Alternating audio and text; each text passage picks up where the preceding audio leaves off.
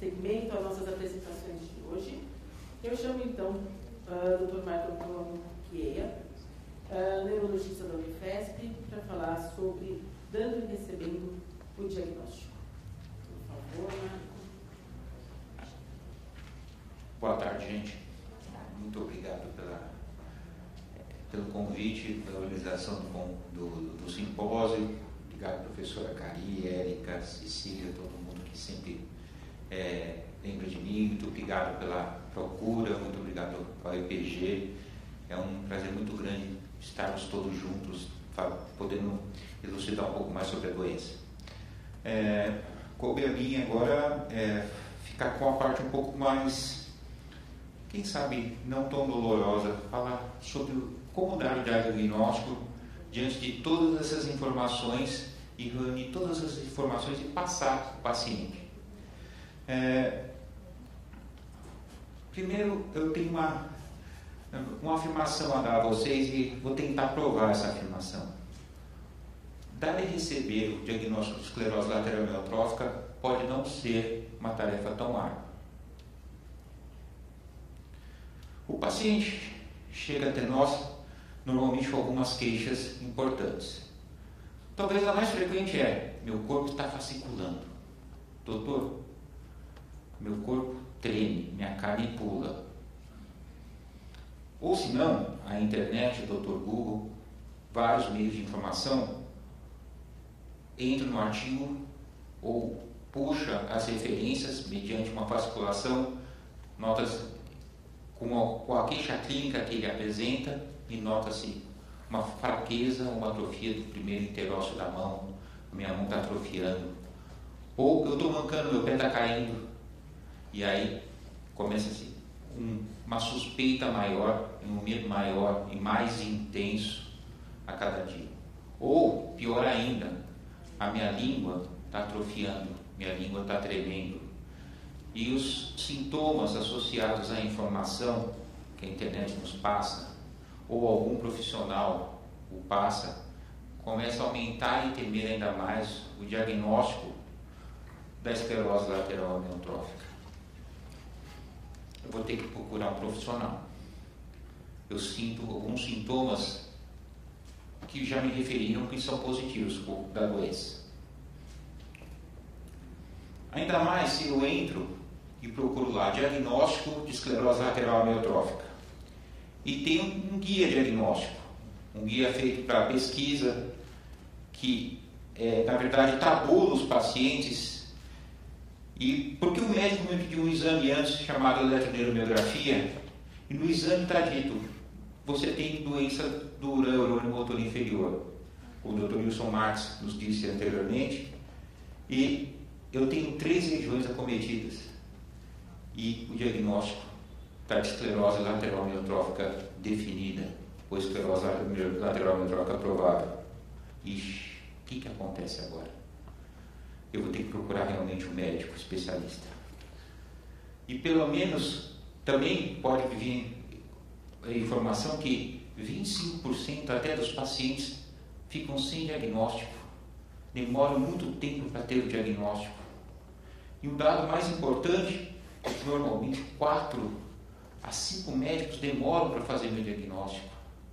Eu passo por 4 a 5 profissionais. Então a angústia, o medo, além de ter os sintomas que são compatíveis e que eu procuro na internet, começam a vir até mim, e os meus amigos me falam, e eu tenho informação, começam a aumentar. E eu tenho que encontrar um profissional que me ajude. E tem um site que é um site dos pacientes. Os pacientes informam os próprios pacientes, chamado Patients Like Me. Do início da doença até o diagnóstico, o tempo em meses, olha que absurdo, 311 pacientes estão no período de até 12 meses. 13 anos ou mais, 6 pacientes. Quer dizer, o paciente está com alguma coisa que acha que é doença e nem sabe se é. O tempo de demora, esse é um site mundial. Da importância de nós encontrarmos e a angústia que pode se levar na presença de um sinal ou sintoma e o tempo, relação que o paciente tem que ter, e a esperança que chega o paciente na frente do médico. Será que ainda é uma tarefa árdua para o paciente, para o médico? E pode não ser. O que vai acontecer diante do médico? Tudo começa com um sorriso. O sorriso médico talvez seja a parte mais importante na hora do diagnóstico. O médico que atende com um sorriso quebra um pouco do gelo ou quebra um pouco do pessimismo do paciente. Talvez esse seja o momento mais importante. O segundo, empatia, seriedade, confiança e privacidade são momentos que são cruciais para o bom estabelecimento. O médico que separa o corpo do sentimento do paciente, da alma do paciente, ele está quebrando uma relação, porque tudo que eu disse anteriormente é uma angústia, é um contínuo de sentimentos que naquele momento precisam ser tratados pelo médico. E se tudo isso não for feito, e se for dado ao paciente um diagnóstico definitivo, diagnóstico que depende de uma confirmação ou estabelecer, como foi dito atrás, de retirada de diagnósticos diferenciais, de outras causas, pode ocorrer o luto antecipatório, que é uma sensação de dismorfismo corporal, de perda da imagem, de perda da luta e da função do próprio corpo, caminhando para uma morte antecipada.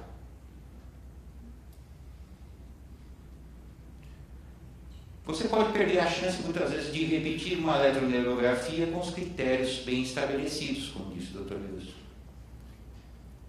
Você pode não fazer um exame de ressonância para confirmar seu diagnóstico ou não de esclerose lateral amiotrófica. De repente, você pode cair em falsos positivos, que representam, na estatística americana, em 5 a 10%. Na nossa estatística, em torno de 15%.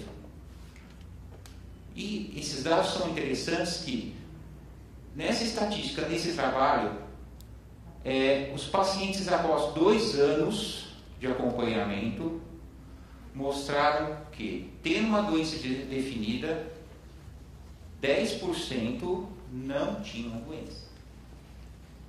Era uma outra doença. Ficaram 2 anos com o diagnóstico definido. E aí, a transparência, a seriedade e a confiança em refazer os exames, mostrar as causas possíveis, refazer os possíveis diagnósticos, alertar sobre os possíveis diagnósticos diferenciais, faz muita diferença. Aqui são os diagnósticos diferenciais que nós encontramos: polineuropatias inflamatórias crônicas, neuropatias múltiplas, bloqueio de condução multifocal, as doenças de Kennedy. Então, existem essas possibilidades. Uma vez o diagnóstico feito, com o diagnóstico estabelecido, as síndromes clínicas, as variáveis clínicas, podem ter prognósticos diferentes. Por exemplo, esclerose lateral primária, uma evolução longa. Por exemplo, a doença que chamamos de Flay-Warner, uma evolução bem diferente, com tempo de evolução bem diferente da esclerose lateral amiotrófica. E isso é importante dizer. Nem sempre a síndrome clínica vai ter a mesma evolução. Em comparativo, mediante essa evolução e mediante essa confiança, tendo a doença estabelecida, podemos então conversar com outras coisas entre paciente e médico. As síndromes genéticas, como o Dr. Marcelo disse agora, a possibilidade genética dentro da sua família, as síndromes que estão aí declaradas, que podem ter evoluções diferentes, o overlap entre síndromes, quer dizer, diferentes doenças que têm correlação, e a variabilidade genética mantém dita prognósticos diferentes. É importante conhecer fenômenos de exposição e o que é importante para você manter a tua doença. É importante o médico relatar sobre o que você comer, o que fazer. É importante sobre o seu conteúdo nutricional. Essa consulta tem que abrir parâmetros. Saber que você, por exemplo, não pode fumar, saber que o cigarro é um dos maiores causadores de exposição e causador de doença. E saber que a esclerose lateral amiotrófica, ou como vocês podem buscar o ALS, existem coisas muito mais importantes às vezes que a própria medicação, que a terapia multidisciplinar, que, se bem empregada em dados estatísticos, contribui muito para a sobrevida do paciente. Tudo isso tem que ser mudado em uma consulta médica. E temos que planejar financeiramente como vai ser o plano também de tratamento. O médico em confiança com o paciente. A equidade ao se fazer esse plano. Porque existem custos, mesmo tendo, existe a possibilidade de termos as associações que nos ajudam muito nesse modo. Mas temos que planificar o tratamento de cada um. É importante estabelecer o perfil e como se fazer esse tratamento, mediante o diagnóstico, as possibilidades da medicina molecular e a genética, as possibilidades de tratamento e os aparatos que a multidisciplinaridade vai trazer para a gente, e tudo isso tem que ser conversado com o médico em uma consulta. Daí a importância de uma consulta longa e bem esclarecedora. E até sobre os trials clínicos que estão vindo por aí. Por exemplo, a associação hoje, só a associação cuida de 101, a Associação Mundial cuida de 101 trials só dela. Coisas importantes. A única certeza que uma pessoa vai ter é a morte. Não é por isso que é fácil lidar com o diagnóstico de uma doença terminal. Quem está com uma doença grave sente dores de todas as formas, físicas, emocionais, mentais e espirituais. A vaidade, seja qualquer forma de vaidade, principalmente a do profissional, jamais pode superar a esperança na relação médico e paciente.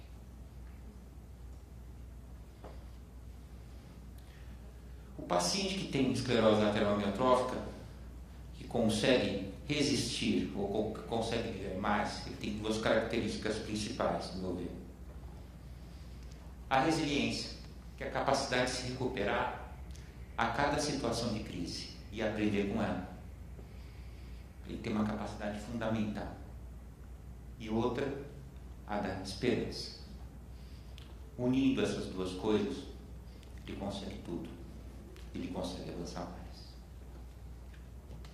E a comunicação com o paciente depende do médico. E ele tem que sempre dizer a verdade. Não pode perder a esperança e não pode negar nada. O profissional tem que saber dar as más notícias e as boas notícias. E dar o apoio sempre com muita sensibilidade. Isso faz a diferença. É isso que eu tinha a dizer. Muito obrigado.